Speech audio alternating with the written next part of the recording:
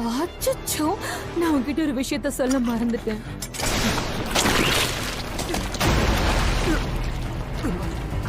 தேவைப்படுமே நான் முன்னாடியே சில இடங்கள்ல சேர உருவாக்கி வச்சிருக்கேன்.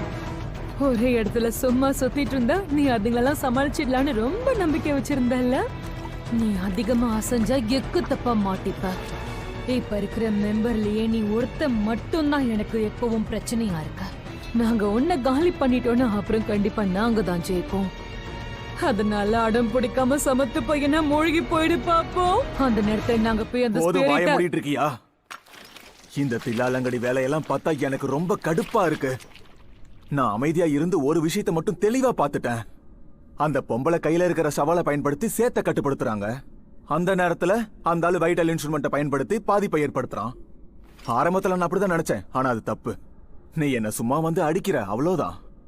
உன் காலில் போட்டிருக்க பாத்தியா, ஸ்னோ ஷூஸ் மாதிரி ஏதோ ஒண்ணு போட்டிருக்கியே. அந்த பொம்பளை இந்த சேத்து பொம்மைகளை உருவாக்குறதுக்கு முன்னாடியே நீ உன் காலில் என்னமோ பண்றத நான் பார்த்துட்டேன். ஸ்னோ ஷூஸ போட்டுக்கிட்ட வழுக்கிற இடத்துல கூட தைரியமா நடக்கலாம்னு நான் கேள்விதான் பட்டிருக்கேன். எதுக்கு நீ இவளை பார்ட்னரா வச்சிருக்கன்னு நான் தெரிஞ்சுக்கிட்டேன். ஏன்னா உன்னால சேத்துல ஈஸியா நடக்க முடியுங்கிறதுனால தானே. உங்களோட பொருத்தம் அமோகம். உங்களையே வெறுப்பேத்திரியா நீ? இதனால எதுவும் மாறாது. இனிமேதான் உன் நிலைமை மோசமாக போகுது. உங்க அளவுக்கு எனக்கு இந்த மாதிரி சண்டை போடுறதுல அனுபவம் இல்லாம இருக்கலாம்.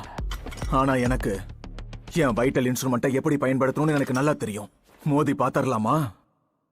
இதோட வெயிட், ஸ்மெல், இது எப்படி இருக்கும்னு எல்லாமே எனக்கு தெரியும். தினமும் காலையில இதை நல்லா கவனிச்சுக்கிட்டு இதை வச்சு தினமும் ஏதாவது ஒரு சோதனை பண்ணி பார்த்துக்கிட்டே இருப்பேன். இதை வச்சு தாக்குனா என்ன ஆகுதுன்னு பாப்பேன். இதால எவ்வளவு வேகமா பறக்க முடியுது, இது எவ்வளவு கடினமானதுன்னு பாப்பேன். இப்படி எல்லா விஷயமும் எனக்கு ஞாபகத்திலேயே இருந்துகிட்டே இருக்கும். அதனால எவ்வளவு பெரிய விஷயத்தையும் என்னால தட்டி தூக்கிட்டு போய்கிட்டே இருக்க முடியும்.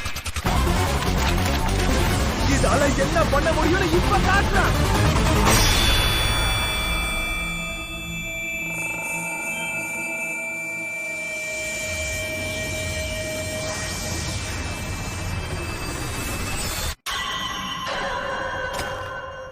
அங்கதான் இருக்கியா?